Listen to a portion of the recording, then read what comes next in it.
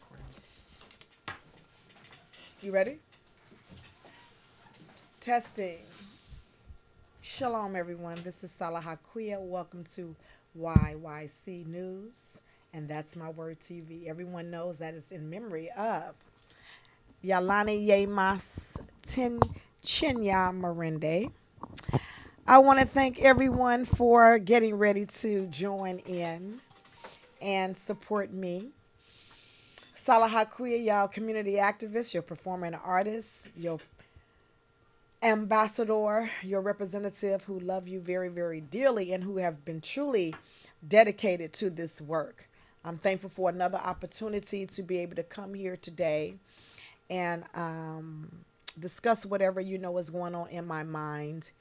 And everyone who's been watching me for over 30 years, I'm really doing kind of very well with the way that I have been expressing myself. Very, very considerate of outbreaking or out a great outburst where you can't hear what I'm saying. So I pray that you get an understanding and receive the message that I'm sending to you without screaming and hollering. Today, the show is on officially Bayview Hunters Point being called the African American Art and Cultural District. And I'm not, I don't know how many of you are aware that officially Bayview has been renamed the African American and Art and Cultural District. And I want to just bring that to your attention because we hear that this was done locally through by way of the Board of Supervisors. However, it's not being promoted or magnetized. And that's my personality. Everyone know me over 30 years. I always promote art and culture. I'm a very cultural woman. I'm of Hebrew nature, Hebrew raised, and this is all I have ever done ever since you have looked upon myself, besides Harriet Tubman, the Underground Railroad, the one woman show that myself have and Yolanda Banks Reed have performed in the majority of the schools of San Francisco.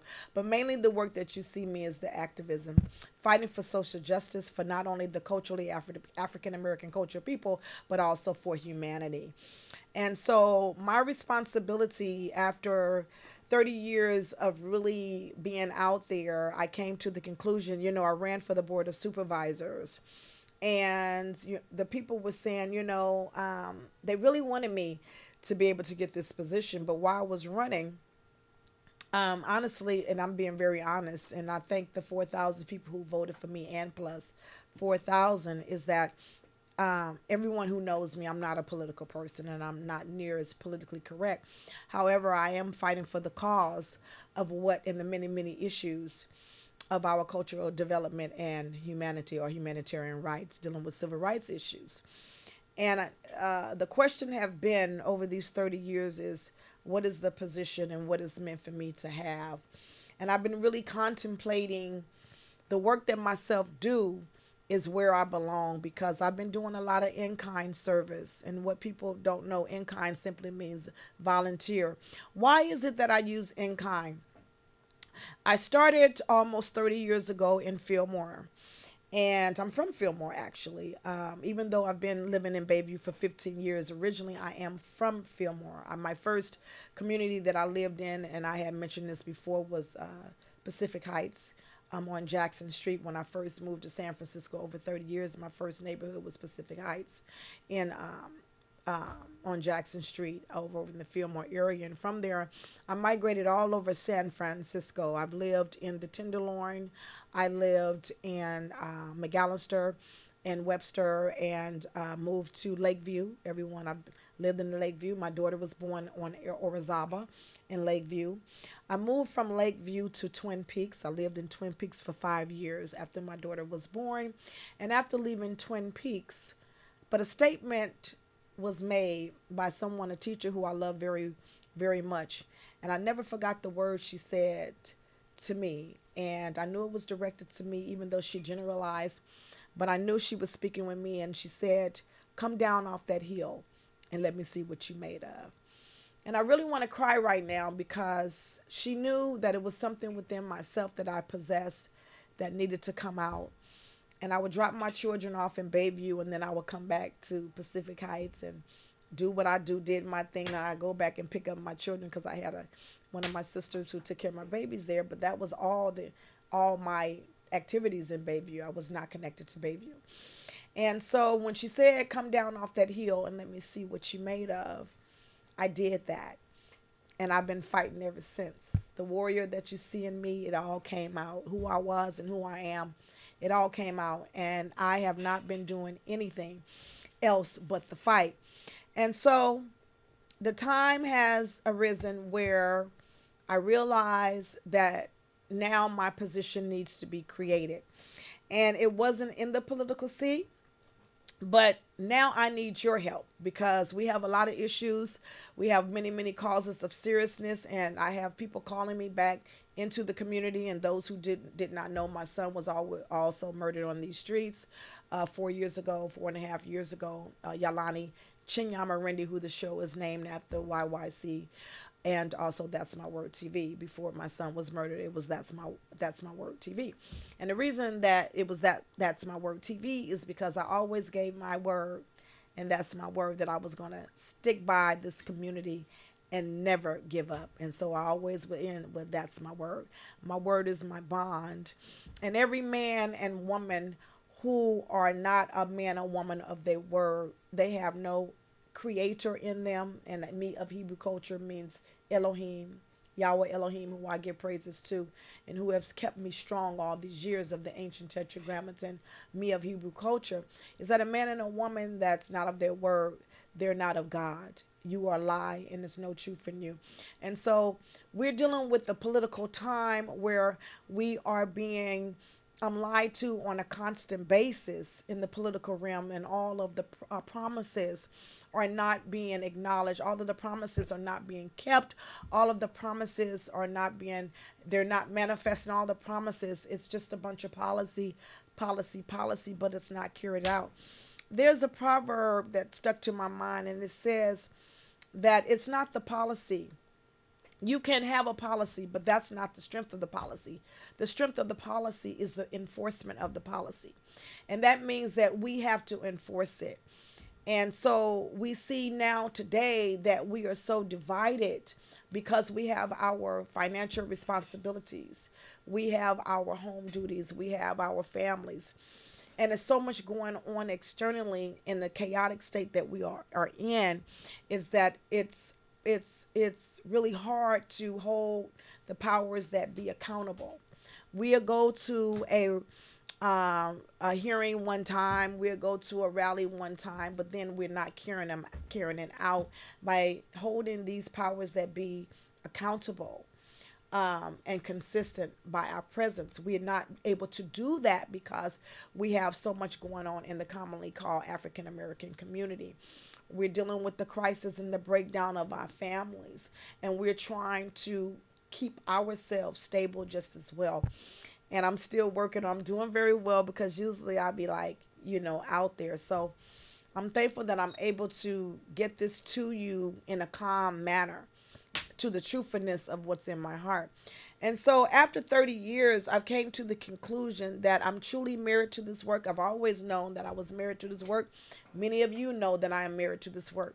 And so now I'm asking for your help. I've never asked anyone to do anything for me when it comes to this community and my work. I never asked any one of you to pay me. I never asked any city officials to give me a contract, any organizations to give me a contract. Everything I've always done was in-kind service because Lefty Gordon from Elohim Hutch had told me.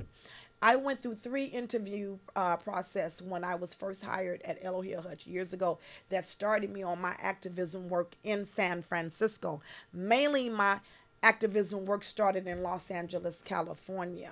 So I was always, ever since I was a little girl, this is something I've always done ever since I was 15 years of age. So when I left Los Angeles from Skid Row, fighting for women's rights to be addressed not as bees, hoes, sluts, and tramps, when it was the coming of the rapper generation, a lot of black women were being addressed as bees. They was known as bees and sluts and tramps. So when I was very, very, even at 15, but when I started my protests with women in Los Angeles, that's what I did at 18 years of age, even to start protesting. So it wasn't San Francisco that made me the woman who I am. I've always been a fighter for justice and equality for humanity.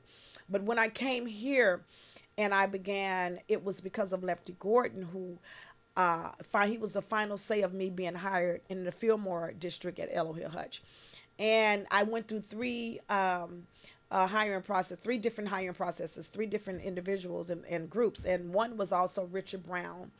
Richard Brown is the San Francisco Eight. He was one of the former Black Panthers that was truly, truly, when the FBI stepped in, gave them a run for their money. It was Richard Brown. He was one of the ones. And I was hired I was a site liaison. But what Lefty Gordon said to me when he hired me, I said, thank you. And he said, don't thank me. He said, thank yourself. He said, because you are a constellation of knowledge. I'll never forget that. I was in my 20s. And you are a constellation of knowledge. That's what he said. And you did it. He said, thank yourself. And that stuck with me.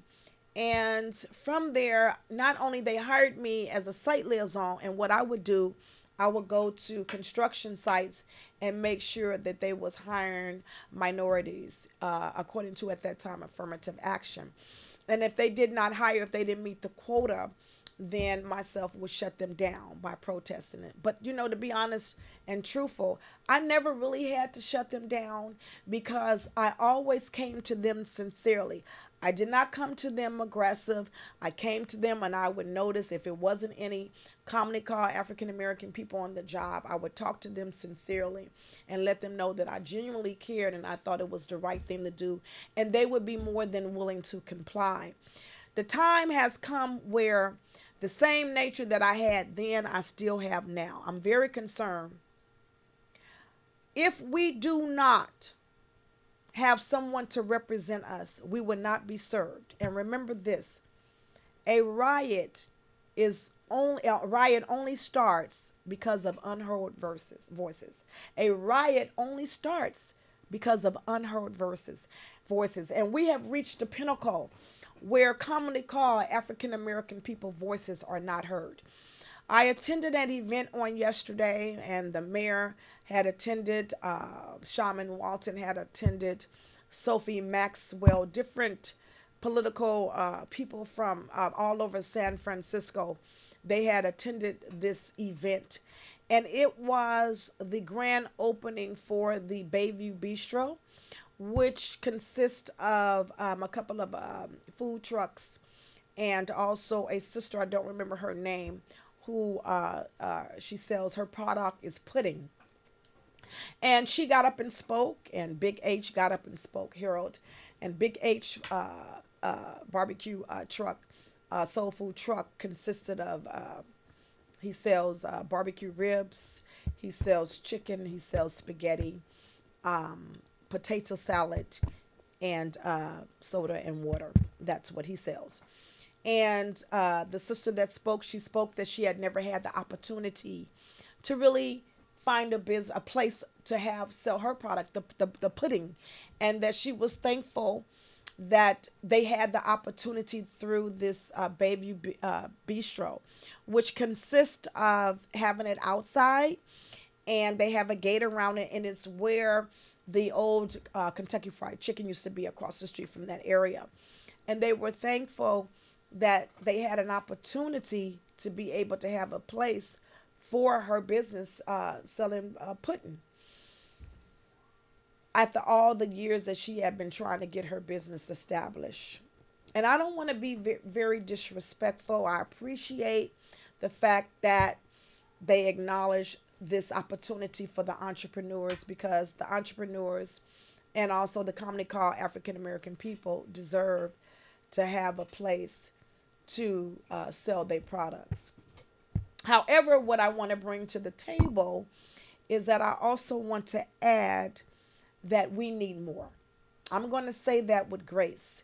We need more. It was a stepping stone that the city took on. They were very, very elated about the soul food truck and the young woman who has her pudding and some other vendors that will possibly be coming. This is a temporary situation, I heard. It's not permanent. But if the people feel that it's something that Bayview, also now the African American Art and Cultural District, wants, they're asking for the people to come support. I think the best way for me to express this is with grace and wisdom, because it was a time that I would have approached this in a whole different way. And I meditated on it, and I decided, I said, how am I going to present this today? And I want to present it the way that the city presented it. This is a stepping stone. Everyone is over on 3rd and Hudson, and it's a space for if you have, some cooking that you want to promote, tents, whatever, different, whatever your products are. They have a particular space right now because our people, a lot of our people are not able to get their own building. They're not able to pay the phenomenal rent. We have to be very considerate of that because a lot of our people are entrepreneurs or they are sole proprietors, and it's very difficult in their startups. A lot of other nationalities, they partner. We commonly call as African American people, we have not learned to partner and work together, but we have dreams and visions, but a lot of times we do it on our own, which makes it very hard. Other nationalities are taught how to help each other, and we will have to get into that situation, that discussion. We've been hearing it, but we need to now, since we are officially the African American and Art and Cultural District, we want to bring to the table what does that mean, and that is my position. I'm a constellation of knowledge. I'm very, very well known concerning cultural enlightenment and who we are as a cultural race of people. Myself am the contributor to the cultural flags, the black, red, and green that we have on 3rd Street, which is also an inspiration of now the African and American art and culture community.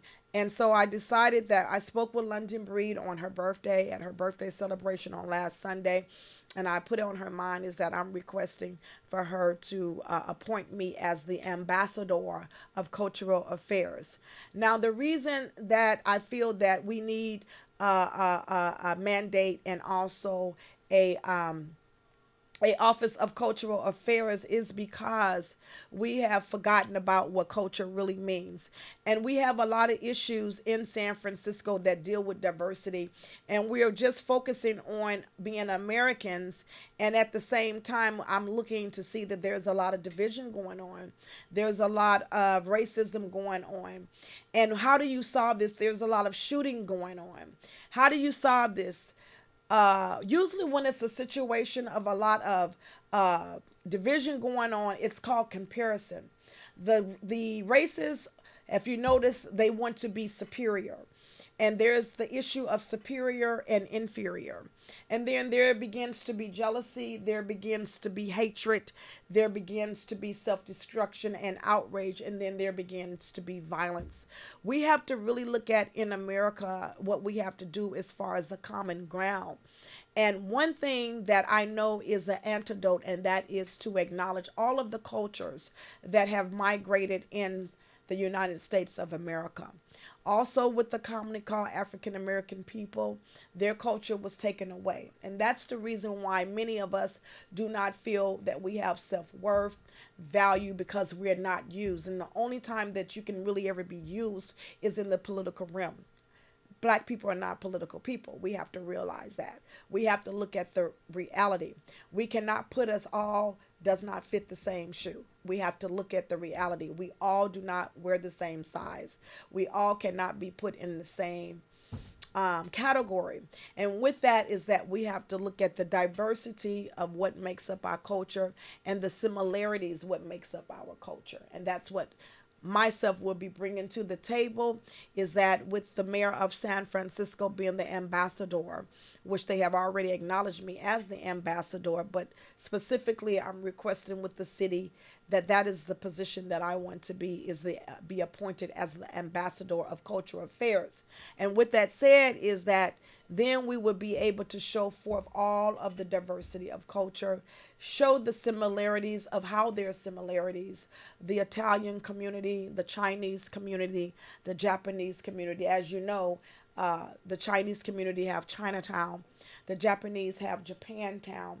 Little Italy, they have their colors on their pole just as well, and they are thriving. With Bayview now officially being changed to the African American and Art and Cultural District, this is something that has to be magnified to what it is. We have the Samoan culture just as well. We have similarities with food. We have similarities with dance. We have similarities with ceremonies. We have, these are the things, the Latinos with the they have with the Hebrew culture we have the quinceañera, which is the child of accountability, and then with the Latinos they have their child of accountability.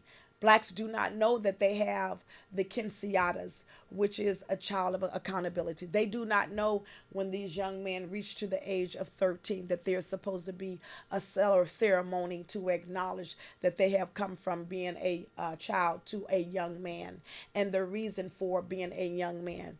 We have turned our backs on our boys. We talk about them and say, why are they robbing? Why are they shooting each other? Because we have failed them. And this is time for us to have this dialogue. Men, these young boys need you. Where are you? Women, these young women need you. They need to know what it means to be from a young female, a young girl to a woman, a beautiful woman. What is the meaning of being a woman?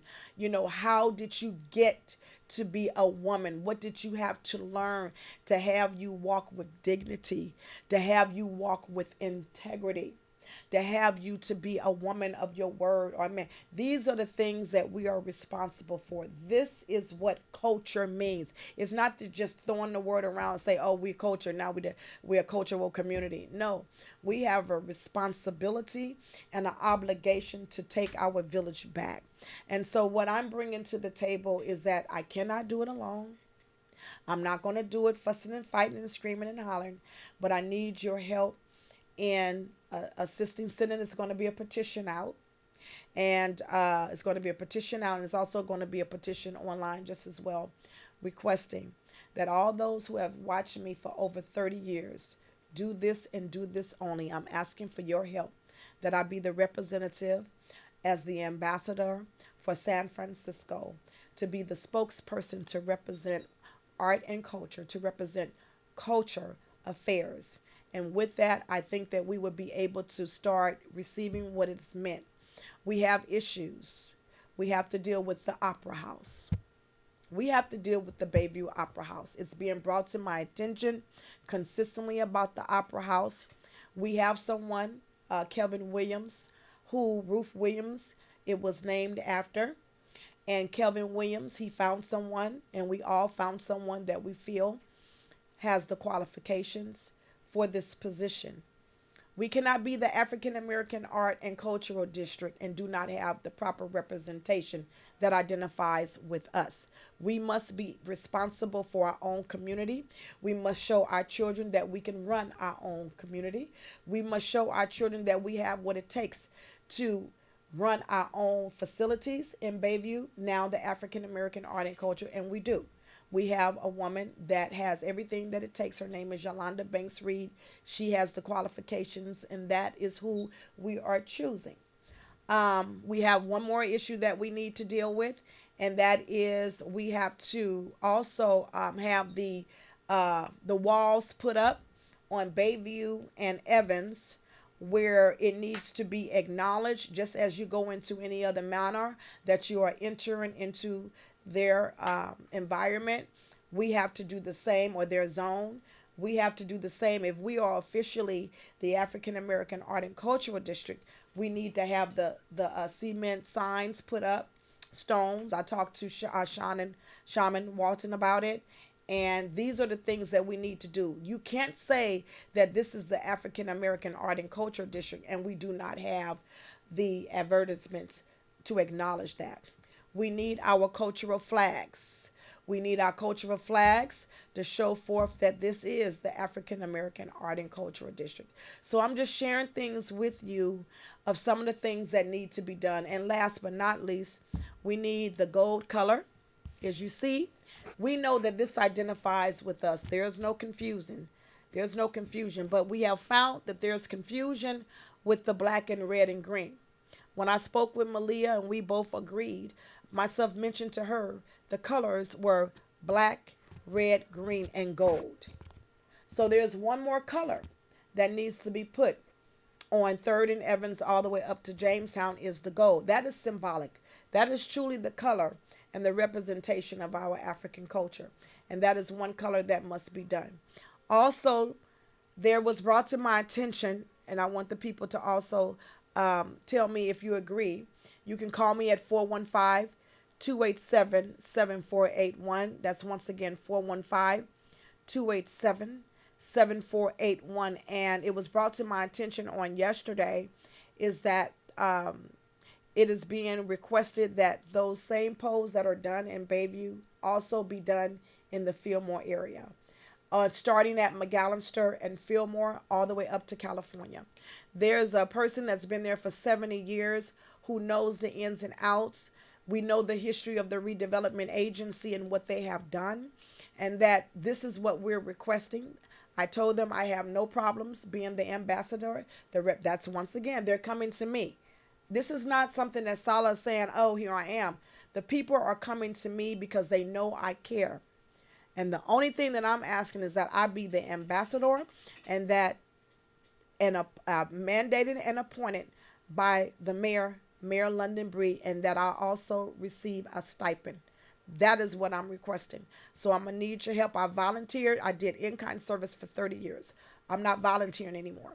But we need someone that can be committed to this because many of us have so many things that we're doing, we can't really focus and hold the city accountable. One more thing that I have to bring to the table before the half an hour is up. And that is I spoke with a representative of the PUC yesterday. And he said something to me that was very shocking. I do not drop names unless I have to. But today I'm not dropping any names. And anyone know me, I never drop any names unless I have to for a certain person that I have to call out on purpose. However, I asked him on yesterday in regards to, wasn't it true that the PUC stated to have the sewage in a residential area in Bayview, to have a sewage plant in a residential area, which is a very toxic, poison, disgusting. It's the bowel movement that come up out of our body all over. You understand? Different areas. And that is the center where this sewage plant is. That means that we are inhaling a foul, toxic smell. And because they knew this to be true, no other community would have allowed it. I want you to have an understanding. It was told that we were to be able to receive the dividends proceeds from this particular PUC because of having it in this community. And this was promised to the Bayview residential area. And do you know that I spoke to one of the representatives of the PUC and he admitted that this was true, mandated. However, the PUC did not carry it out, meaning they lied to us. They lied to the Bayview residents of that which they said they was going to do. And they know they lied to us. But you know what? They know that we are not strong enough, that we are not cohesive enough to hold them accountable. I want to commit to this particular issue. I want to be there and I want to call those folks to come and help me. We're going to hold the PUC accountable. He told me that he's telling the contractors to support the businesses when they go on their lunch break. That's the way they're going to give back. And he told me that they're building the Southeast College on 3rd and Evans. All black folks do not go to that college. The whole Bayview is not dealing with that college. So you're telling me that that is what we are supposed to receive as that college, and to have the contractors go have lunch at what black businesses? We have few. What do we have?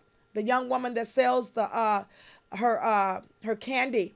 We have Auntie April's. We have the corner.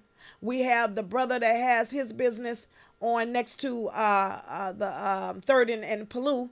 When we think about how many businesses do we have, black-owned businesses on 3rd Street on the Strip. So we got to have a real understanding here. So I just want to thank everyone. I did well today. I was very calm. And I got enough information to kind of get an understanding. And I'm looking forward to seeing everyone in the community. And I will definitely be having the petitions made. I have a wonderful sister here, Amazon sister, who's here. She came to watch. I'm going to have a co-host to help me. I can't do it by myself any longer. And she came to observe. Would you like to say something? Thank you for letting me observe you. And next time, maybe we can start with Q&A Yeah. because this has been very, very informative.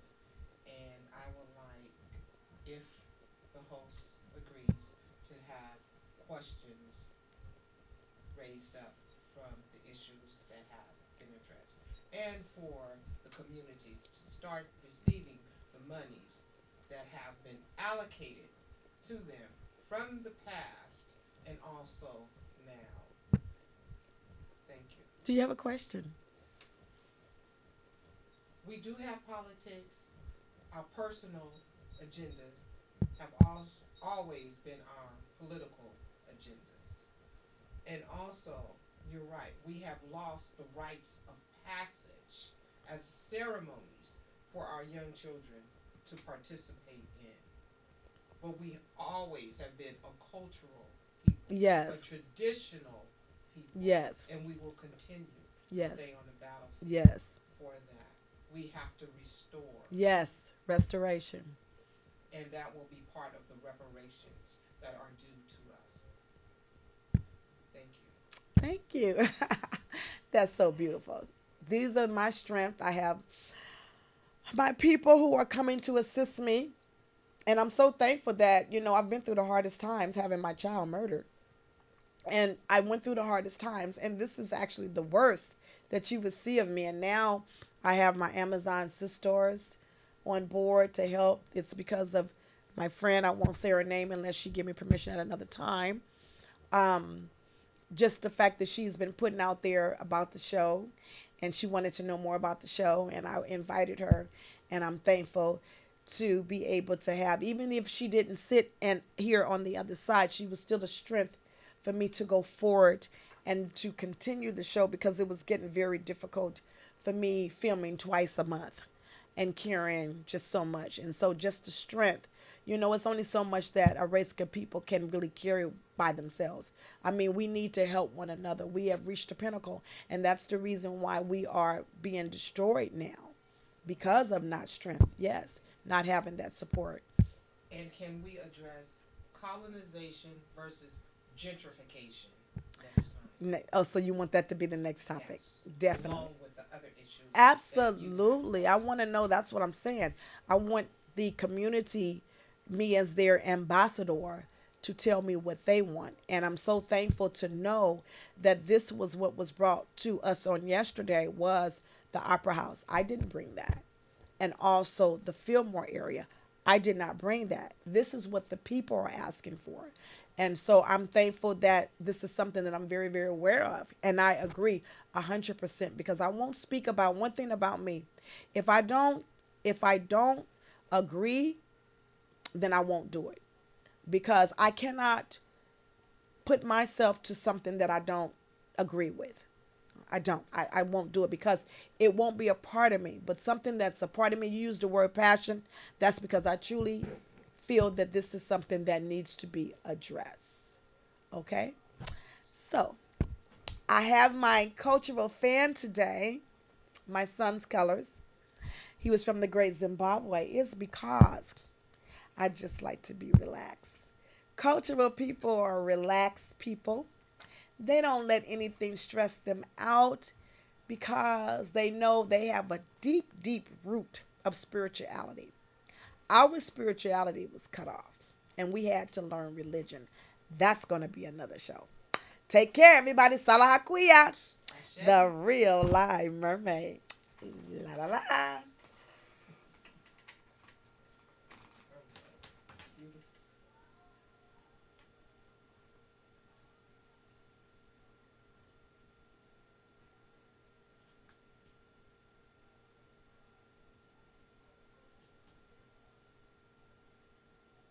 Okay, let's go. You did wonderful. Oh. You did absolutely wonderful. Thank you. Wonderful. So Seriously, you saw wonderful. me in action. So, couple of things, Yeah. with all respect, that we have to Come on, step on it. um, Okay. address and brush up on, and that is the rites of passage for us, because we did have that.